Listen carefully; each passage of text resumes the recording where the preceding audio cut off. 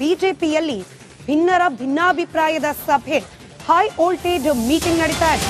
ವಿಜೇಂದ್ರ ಅವರನ್ನ ಶತಾಯ ಗತಾಯ ರಾಜ್ಯಾಧ್ಯಕ್ಷ ಪಟ್ಟದಿಂದ ಕೆಳಗಿಳಿಸಲೇಬೇಕು ಅನ್ನೋ ಕಾರಣಕ್ಕೆ ಸಭೆ ಮೇಲೆ ಸಭೆಯನ್ನು ನಡೆಸಲಾಗ್ತಾ ಇದೆ. ಕುಮಾರ್ ಬಂಗಾರಪ್ಪ ಅವರ ನಿವಾಸದಲ್ಲಿ ಸದ್ಯಕ್ಕೆ ಭಿನ್ನರ ಸಭೆ ಆರಂಭವಾಗಿದೆ.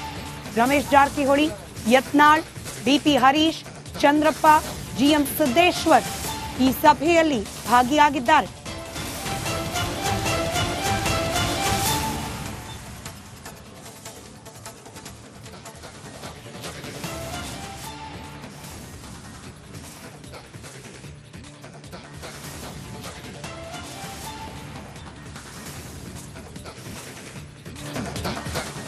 ಬಿಜೆಪಿಯ ಹೈಕಮಾಂಡ್ ಈ ರೀತಿಯ ಭಿನ್ನರಾಗಕ್ಕೆ ಬ್ರೇಕ್ ಹಾಕುವ ಸಲುವಾಗಿಯೇ ಖಡಕ್ ಆದ ಸೂಚನೆಯನ್ನ ನೀಡಿದೆ. ಯಾವುದೇ ಕಾರಣಕ್ಕೂ ಈ ರೀತಿ ಪ್ರತ್ಯೇಕ ಸಭೆಗಳನ್ನ ಮಾಡಬಾರದು ಅಂತ ಹೇಳಿ ಹೈಕಮಾಂಡ್ ನ ವಾರ್ನಿಂಗ್ ನ ಹೊರತಾಗಿಯೂ ಕೂಡ ಇದೀಗ ಸಪರೇಟ್ ಮೀಟಿಂಗ್ ಗಳನ್ನ ನಡೆಸಲಾಗ್ತಾ ಇದೆ. ವಿಜೇಂದ್ರ ಅವರಿಗೆ ಮತ್ತೆ ಪಟ್ಟ ಸಿಗದಂತೆ ತಡೆಯೋಕೆ ಈ ಸಭೆಯಲ್ಲಿ ಪ್ಲಾನಿಂಗ್ ಅನ್ನ ಮಾಡಲಾಗ್ತಾ ಇದೆ. ಬಿಜೆಪಿ ಬಂಡಾಯ ನಾಯಕರ ತಂತ್ರಗಾರಿಕೆ, ವಿಜೇಂದ್ರ ಅವರ ನಾಗಾಲೋಟ ತಡೆಯೋಕೆ ಪ್ರಯತ್ನದ ಭಾಗವಾಗಿ ಈ ಸಭೆಯನ್ನ ನಡೆಸಲಾಗ್ತಾ ಇದೆ. ಇನ್ನು ಕೇವಲ ರೆಬಲ್ ನಾಯಕರು ಮಾತ್ರವಲ್ಲ, ತಟಸ್ಥರಾಗಿ ಉಳಿದಿರುವ ಕೆಲ ನಾಯಕರ ಬೆಂಬಲವನ್ನ ಕೂಡ ಕೇಳ್ತಿದ್ದಾರೆ ಯತ್ನಾಳ್ ತಂಡದ ಸದಸ್ಯರು. ಬೊಮ್ಮಾಯಿ, ಅಶೋಕ್ ಅವರಿಗೂ ಕೂಡ ನಮಗೆ ಬೆಂಬಲ ಕೊಡಿ ಅಂತ ಹೇಳಿ ಮನವಿಯನ್ನ ಸಲ್ಲಿಸುತ್ತಿದ್ದಾರಂತೆ. ರಿಪಬ್ಲಿಕನ್ನಡಕ್ಕೆ ಆಪ್ತ ಮೂಲಗಳು ಮಾಹಿತಿಯನ್ನ ನೀಡಿದೆ. ನಿನ್ನೆ ರಾತ್ರಿ ಕೂಡ ಬೆಂಗಳೂರಿನಲ್ಲಿ ರಹಸ್ಯ ಸ್ಥಳದಲ್ಲಿ ಭೇಟಿ ಮಾಡಿ ಮಾತುಕತೆಯನ್ನು ನಡೆಸಲಾಗಿದೆ. ವಿಜೇಂದ್ರ ಅವರು ಮತ್ತೆ ರಾಜ್ಯಾಧ್ಯಕ್ಷರಾಗದಂತೆ ತಡಿಲಿಕ್ಕೆ ಬೇಕಾದ ಎಲ್ಲಾ ಪ್ರಯತ್ನಗಳನ್ನ ಕೂಡ ಇದೀಗ ಈ ರೆಬಲ್ಸ್ ಟೀಮ್ ಮಾಡ್ತಾ ಇದೆ. ಇದಕ್ಕೆ ತಟಸ್ಥ ಬಣದ ಬೆಂಬಲವನ್ನ ಕೂಡ ಕೋರಿದ್ದಾರೆ ಭಿನ್ನರ್. ಮತ್ತಷ್ಟು ಡೀಟೇಲ್ಸ್ ನೊಂದಿಗೆ ನೇರ ಸಂಪರ್ಕದಲ್ಲಿದ್ದಾರೆ ನಮ್ಮ ಪ್ರತಿನಿಧಿ ಸುರೇಶ್, ಇದೀಗ ಮತ್ತೊಂದು ಸುತ್ತಿನ ಸಭೆ, ಅದರಲ್ಲೂ ಪ್ರಮುಖವಾಗಿ ತಟಸ್ಥ ಬಣದ ಸದಸ್ಯರನ್ನ ಕೂಡ ಅಪ್ರೋಚ್ ಮಾಡಿ ವಿಜೇಂದ್ರ ಅವರಿಗೆ ಮತ್ತೆ ರಾಜ್ಯಾಧ್ಯಕ್ಷ ಪಟ್ಟ ಸಿಗದಂತೆ ಮಾಡುವ ಪ್ರಯತ್ನ ಸಾಧ್ಯ ಆಗುತ್ತಾ? ಇದು ತಟಸ್ಥ ಬಣದ ನಾಯಕರ ಬೆಂಬಲ ಈ ರೆಬಲ್ಸ್ ಟೀಮ್ಗೆ ಸಿಗೋ ಸಾಧ್ಯತೆ ಇದೆಯಾ? ಸ್ಮಿತಾ, ತಾವು ಹೇಳಿದಾಗೆ ಅದರ ಒಂದು ಭಾಗವಾಗಿ ಒಂದು ಪ್ರಯತ್ನವನ್ನ ಮಾಡ್ತಾ ಇದ್ದಾರೆ. ಆದ್ರೆ ಆ ಪ್ರಯತ್ನ ಯಶಸ್ವಿ ಆಗುತ್ತೋ ಬಿಡುತ್ತೋ ಅನ್ನೋದು ಇವರಿಗೂ ಕೂಡ ಅದು ಗೌಪ್ಯನೇ. ಯಾಕೆಂತಂದ್ರೆ ಅದು ಹೈಕಮಾಂಡ್ ನಿರ್ಧಾರಕ್ಕೆ ಬದ್ಧವಾಗಿರ್ತಕ್ಕಂಥದ್ದು. ಆದ್ರೆ ಒಂದು ಕಡೆಗೆ ಇರತಕ್ಕಂಥದ್ದು ಒಂದು ರಾಜ್ಯಾಧ್ಯಕ್ಷ ಚುನಾವಣೆಗೆ ನಾವು ಕೂಡ ಒಬ್ರು ಆಕಾಂಕ್ಷಿ ಮತ್ತೆ ನಾವು ಕೂಡ ಸ್ಪರ್ಧೆ ಮಾಡಬೇಕು ಅಂತಕ್ಕಂತಹ ಒಂದು ಬಲವಾದ ವಾದ ಏನಿದೆ ಅದರ ಭಾಗವಾಗಿ ಇವತ್ತು ಸಭೆ ಮಾಡ್ತಾ ಇರ್ತಕ್ಕಂಥದ್ದು. ಜೊತೆಗೆ ಹೈಕಮಾಂಡ್ ನಾಯಕರಿಗೂ ಕೂಡ ನಮ್ಮ ಭಿನ್ನರ ಗುಂಪಿನಿಂದ ನಾವೊಬ್ರು ಕೂಡ ಕಣಕ್ಕೆ ಇಳಿತಾ ಇದ್ದೇವೆ, ನಮ್ಮನ್ನು ಕೂಡ ಪರಿಗಣಿಸಿ ಮತದ ಮೂಲಕ ಅಂದ್ರೆ ವೋಟಿಂಗ್ ಮೂಲಕ ರಾಜ್ಯಾಧ್ಯಕ್ಷ ಚುನಾವಣೆಗೆ ಆಯ್ಕೆ ಮಾಡಿ ರಾಜ್ಯಾಧ್ಯಕ್ಷರನ್ನ ಆಯ್ಕೆ ಮಾಡಿ ಅಂತಕ್ಕಂತಹ ಒಂದು ಪ್ರಬಲವಾದಂತಹ ಡಿಮ್ಯಾಂಡ್ ಅನ್ನು ಇಡೋ ನಿಟ್ಟಿನಲ್ಲಿ ಈ ಒಂದು ಪೂರ್ವ ತಯಾರಿಯಾಗಿ ಒಂದಷ್ಟು ಸಭೆಗಳು ನಡೀತಾ ಇರ್ತಕ್ಕಂಥ. ಅದರ ಭಾಗವಾಗಿ ಈಗಾಗಲೇ 2-3 ಸಭೆಗಳು ಕೂಡ ಆಗಿರ್ತಕ್ಕಂಥದ್ದು. ಈಗಾಗಲೇ ರಿಪಬ್ಲಿಕ್ ಕನ್ನಡ ಎಕ್ಸ್ಕ್ಲೂಸಿವ್ ಆಗಿ ಬ್ರೇಕ್ ಮಾಡಿರುವಂತೆ ರೆಬಲ್ಸ್ ಟೀಮ್ನವರು ಎಷ್ಟರ ಮಟ್ಟಿಗೆ ಆಕ್ಟಿವ್ ಆಗಿದ್ದಾರೆ ಅಂತಂದ್ರೆ ರಾಜ್ಯಾಧ್ಯಕ್ಷ ಚುನಾವಣೆ ಹತ್ತಿರ ಆಗ್ತಿದ್ದಂತೆ ತಮ್ಮೆಲ್ಲಾ ರೀತಿಯ ತಂತ್ರಗಾರಿಕೆಗಳನ್ನ ಕೂಡ ಮುಂದುವರೆಸಿರ್ತಕ್ಕಂಥದ್ದು. ಈಗ ರಿಪಬ್ಲಿಕ್ ಕನ್ನಡಕ್ಕೆ ಒಂದು ಎಕ್ಸ್ಕ್ಲೂಸಿವ್ ಮಾಹಿತಿಯನ್ನ ಸಿಕ್ಕಿರೋ ಪ್ರಕಾರ ತಡರಾತ್ರಿ ಬಸವರಾಜ ಬೊಮ್ಮಾಯಿ ಅವರು ಮಾಜಿ ಮುಖ್ಯಮಂತ್ರಿಗಳು ಹಾಗೇನೆ ಆರ್ ಅಶೋಕ್ ಏನು ಇಬ್ಬರು ಕೂಡ ತಟಸ್ಥ ಬಣದಲ್ಲಿ ಇದ್ದಂತ ಪ್ರಮುಖ ನಾಯಕರಿದ್ದಾರೆ, ಪ್ರಭಾವಿ ನಾಯಕರು, ಅವರಿಬ್ಬರನ್ನು ಕೂಡ ರೆಬಲ್ಸ್ ಟೀಮ್ನ ಕೆಲ ಸದಸ್ಯರು ಭೇಟಿಯಾಗಿ ಅವರ ಬೆಂಬಲವನ್ನು ಕೇಳಿದ್ದಾರೆ ಅಂತಕ್ಕಂಥದ್ದು ನಮಗೆ ತಿಳಿದು ಬಂದಿರುವಂತಹ ಮಾಹಿತಿ. ಸೊ ಇದೆಲ್ಲವನ್ನು ನೋಡ್ತಾ ಹೋದ್ರೆ ಬಹಳ ಸ್ಪಷ್ಟವಾಗಿ ಕೇವಲ ಲಡಾಯಿಗೋಸ್ಕರನೇ ಮಾಡ್ತಾ ಇರ್ತಕ್ಕಂತಹ ಸಭೆಗಳಲ್ಲ. ಇದು ಬಹಳ ಸ್ಪಷ್ಟವಾಗಿ ವಿಜೇಂದ್ರ ಅವರ ವಿರುದ್ಧ ಕಣಕ್ಕಿಳಿಯೋದಕ್ಕೆ ಬೇಕಾದಂತಹ ಎಲ್ಲಾ ರೀತಿಯ ತಂತ್ರಗಾರಿಕೆಗಳನ್ನ ಮಾಡ್ತಾ ಇರ್ತಕ್ಕಂಥದ್ದು ಬಹಳ ಸ್ಪಷ್ಟವಾಗಿ ಕಾಣ್ತಾ ಇರ್ತಕ್ಕಂಥದ್ದು.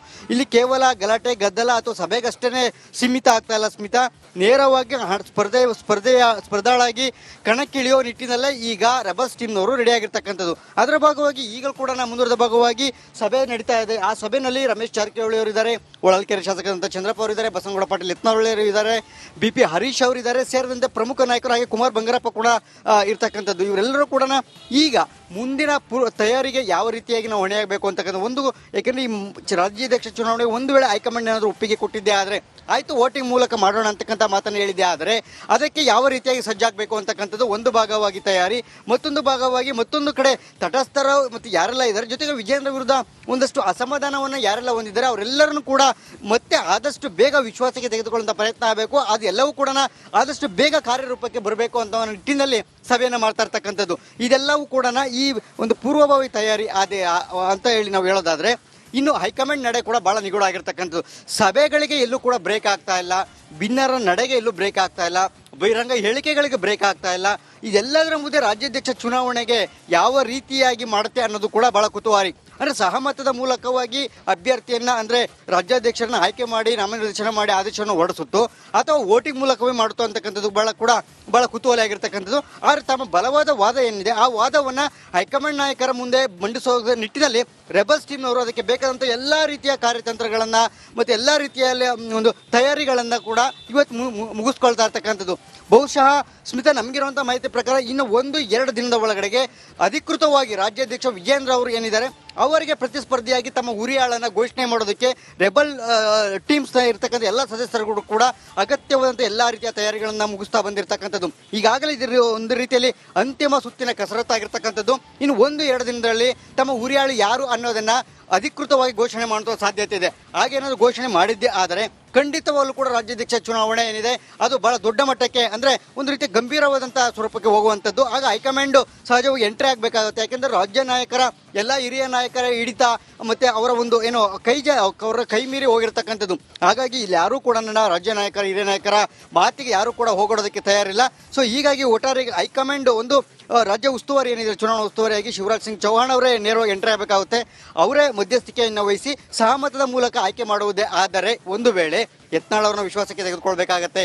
ಅಥವಾ ಹೈಕಮಾಂಡ್ ಏನಾದರೂ ಒಂದು ವೇಳೆ ಸೂಚನೆ ಕೊಟ್ಟು ಏನಾದರೂ ಯತ್ನಾಳು ಅಥವಾ ಯತ್ನಾಳ್ ಟೀಮ್ ಯಾರನ್ನು ನೇಮಕ ಮಾಡ್ತಾರೆ ಅವರನ್ನೇನು ಮಾಡಬೇಕು ಅಂದಿದೆ ಆದರೆ ವಿಜೇಂದ್ರ ಅವರನ್ನ ವಿಶ್ವಾಸಕ್ಕೆ ತೆಗೆದುಕೊಳ್ಬೇಕಾಗುತ್ತೆ. ಈ ರೀತಿಯ ಸಾಧ್ಯತೆಗಳು ಇರತಕ್ಕಂಥದ್ದು. ಸ್ಮಿತಾ, ಒಟ್ಟಾರೆಯಾಗಿ ಇನ್ನೊಂದು 2-3 ದಿನದಲ್ಲಿ ಬಿಜೆಪಿಯಿಂದ ನಮ್ಮ ಉರಿಯಾಳು ಯಾರು ಅನ್ನೋದನ್ನ ಅಂದ್ರೆ ರೆಬಲ್ಸ್ ಟೀಮ್ನ ಉರಿಯಾಳು ಯಾರು ಅನ್ನೋದನ್ನ ಸ್ಪಷ್ಟಪಡಿಸ್ತಾರೆ. ಅದಾದ ನಂತರ ಬಿಜೆಪಿಯಲ್ಲಿ ಭಿನ್ನಾಭಿಪ್ರಾಯದ ಸಭೆ, ಹೈ ವೋಲ್ಟೇಜ್ ಮೀಟಿಂಗ್ ನಡೀತಾ ಇದೆ. ವಿಜೇಂದ್ರ ಅವರನ್ನ ಶತಾಯ ರಾಜ್ಯಾಧ್ಯಕ್ಷ ಪಟ್ಟದಿಂದ ಕೆಳಗಿಳಿಸಲೇಬೇಕು ಅನ್ನೋ ಕಾರಣಕ್ಕೆ ಸಭೆ ಮೇಲೆ ಸಭೆಯನ್ನು ನಡೆಸಲಾಗ್ತಾ ಇದೆ.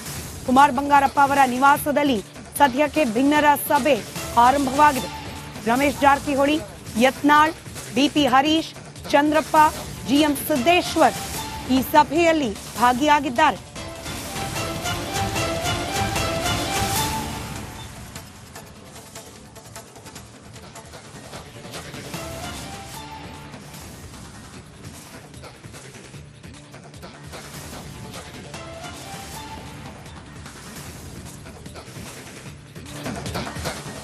ಬಿಜೆಪಿಯ ಹೈಕಮಾಂಡ್ ಈ ರೀತಿಯ ಭಿನ್ನರಾಗಕ್ಕೆ ಬ್ರೇಕ್ ಹಾಕುವ ಸಲುವಾಗಿಯೇ ಖಡಕ್ ಆದ ಸೂಚನೆಯನ್ನ ನೀಡಿದೆ. ಯಾವುದೇ ಕಾರಣಕ್ಕೂ ಈ ರೀತಿ ಪ್ರತ್ಯೇಕ ಸಭೆಗಳನ್ನ ಮಾಡಬಾರದು ಅಂತ ಹೇಳಿ ಹೈಕಮಾಂಡ್ ನ ವಾರ್ನಿಂಗ್ ನ ಹೊರತಾಗಿಯೂ ಕೂಡ ಇದೀಗ ಸಪರೇಟ್ ಮೀಟಿಂಗ್ ಗಳನ್ನ ನಡೆಸಲಾಗ್ತಾ ಇದೆ. ವಿಜೇಂದ್ರ ಅವರಿಗೆ ಮತ್ತೆ ಪಟ್ಟ ಸಿಗದಂತೆ ತಡೆಯೋಕೆ ಈ ಸಭೆಯಲ್ಲಿ ಪ್ಲಾನಿಂಗ್ ಅನ್ನ ಮಾಡಲಾಗ್ತಾ ಇದೆ. ಬಿಜೆಪಿ ಬಂಡಾಯ ನಾಯಕರ ತಂತ್ರಗಾರಿಕೆ ವಿಜೇಂದ್ರ ಅವರ ನಾಗಾಲೋಟ ತಡೆಯೋಕೆ ಪ್ರಯತ್ನದ ಭಾಗವಾಗಿ ಸಭೆಯನ್ನ ನಡೆಸಲಾಗ್ತಾ ಇದೆ. ಇನ್ನು ಕೇವಲ ರೆಬಲ್ ನಾಯಕರು ಮಾತ್ರವಲ್ಲ, ತಟಸ್ಥರಾಗಿ ಉಳಿದಿರುವ ಕೆಲ ನಾಯಕರ ಬೆಂಬಲವನ್ನ ಕೂಡ ಕೇಳ್ತಿದ್ದಾರೆ ಯತ್ನಾಳ್ ತಂಡದ ಸದಸ್ಯರು. ಬೊಮ್ಮಾಯಿ, ಅಶೋಕ್ ಅವರಿಗೂ ಕೂಡ ನಮಗೆ ಬೆಂಬಲ ಕೊಡಿ ಅಂತ ಹೇಳಿ ಮನವಿಯನ್ನ ಸಲ್ಲಿಸುತ್ತಿದ್ದಾರಂತೆ. ರಿಪಬ್ಲಿಕ್ ಕನ್ನಡಕ್ಕೆ ಆಪ್ತ ಮೂಲಗಳು ಮಾಹಿತಿಯನ್ನ ನೀಡಿದೆ. ನಿನ್ನೆ ರಾತ್ರಿ ಕೂಡ ಬೆಂಗಳೂರಿನಲ್ಲಿ ರಹಸ್ಯ ಸ್ಥಳದಲ್ಲಿ ಭೇಟಿ ಮಾಡಿ ಮಾತುಕತೆಯನ್ನ ನಡೆಸಲಾಗಿದೆ. ವಿಜೇಂದ್ರ ಅವರು ಮತ್ತೆ ರಾಜ್ಯಾಧ್ಯಕ್ಷರಾಗದಂತೆ ತಡಿಲಿಕ್ಕೆ ಬೇಕಾದ ಎಲ್ಲಾ ಪ್ರಯತ್ನಗಳನ್ನ ಕೂಡ ಇದೀಗ ಈ ರೆಬಲ್ಸ್ ಟೀಮ್ ಮಾಡ್ತಾ ಇದೆ. ಇದಕ್ಕೆ ತಟಸ್ಥ ಬಣದ ಬೆಂಬಲವನ್ನ ಕೂಡ ಕೋರಿದ್ದಾರೆ ಭಿನ್ನರು. ಮತ್ತಷ್ಟು ಡೀಟೇಲ್ಸ್ ನೊಂದಿಗೆ ನೇರ ಸಂಪರ್ಕದಲ್ಲಿದ್ದಾರೆ ನಮ್ಮ ಪ್ರತಿನಿಧಿ ಸುರೇಶ್, ಇದೀಗ ಮತ್ತೊಂದು ಸುತ್ತಿನ ಸಭೆ, ಅದರಲ್ಲೂ ಪ್ರಮುಖವಾಗಿ ತಟಸ್ಥ ಬಣದ ಸದಸ್ಯರನ್ನ ಕೂಡ ಅಪ್ರೋಚ್ ಮಾಡಿ ವಿಜೇಂದ್ರ ಅವರಿಗೆ ಮತ್ತೆ ರಾಜ್ಯಾಧ್ಯಕ್ಷ ಪಟ್ಟ ಸಿಗದಂತೆ ಮಾಡುವ ಪ್ರಯತ್ನ ಸಾಧ್ಯ ಆಗುತ್ತಾ? ಇದು ತಟಸ್ಥ ಬಣದ ನಾಯಕರ ಬೆಂಬಲ ಈ ರೆಬಲ್ಸ್ ಟೀಮ್ಗೆ ಸಿಗೋ ಸಾಧ್ಯತೆ ಇದೆಯಾ?